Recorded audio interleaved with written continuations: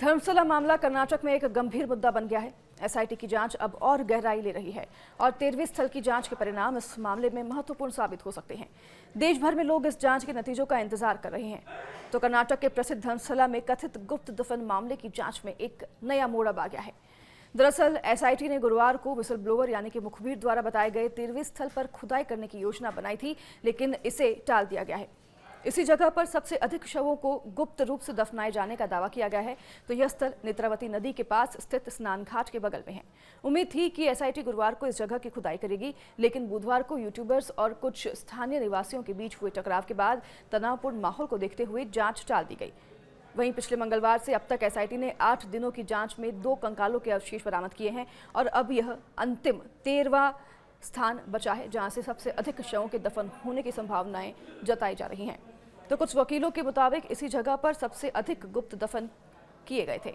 यह स्थल check dam के दक्षिणी छोर पर स्थित है, जो कि अजयकारी गांव की ओर जाने वाले सड़क के पास है। पास में ही वह स्नान घाट भी है जहां तीर्थयात्री नियमित रूप से डुबकी लगाने के लिए आते हैं। तो जांच में एक और मुश्किल यह भी है कि स्थल के ऊपर से बिजली की लाइन गुजरती है। स्थानीय लोगों का यह कहना है कि यह स्थान 2019 की विशालकारी बाढ़ में जलमग्न हो गया था और बाद में बिजली लाइन निर्माण के लिए यहां पर मिट्टी भी डाली गई थी। तो इन परिस्थितियों को देखते हुए एसआईटी यहां पर ग्राउंड पेनिट्रेटिंग रडार यानी कि जीपीआर का तकनीक का इस्तेमाल कर सकती है और इसके इस्तेमाल से अवशेषों की तलाश की जा सकती है। इस पर अभी विचार चल रहा है। गुरुवार को पुलिस ने धर्मशाला और आसपास के क्षेत्रों में सुरक्षा भी बढ़ा दी है और यह कदम इसलिए लिया गया क्योंकि यूट्यूबर्स पर हमला हुआ था और इस मामले के रिपोर्टिंग में धर्मशाला की नकारात्मक छवि पेश करने के आरोपों के चलते भी उठाया गया है।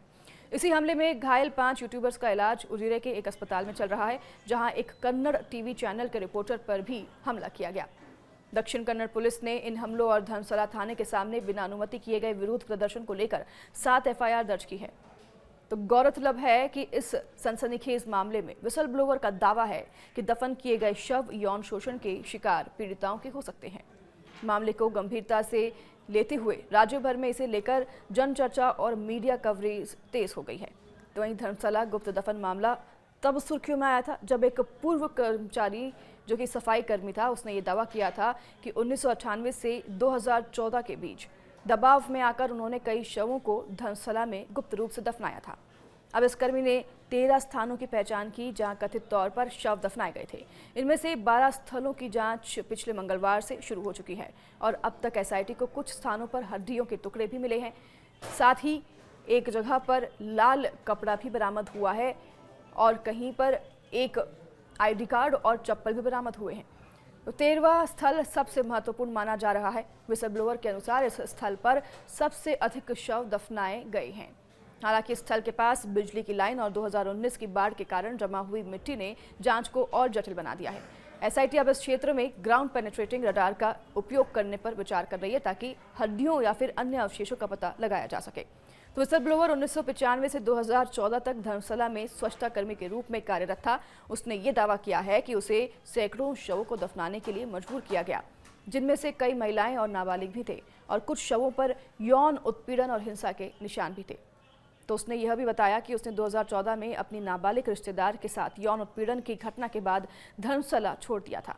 उसने अपने और अपने परिवार की सुरक्षा के लिए गवाह संरक्षण योजना के तहत संरक्षण मांगा और इसी मामले में अब व्यापक सामाजिक और राजनीतिक हलचल भी पैदा हो गई है।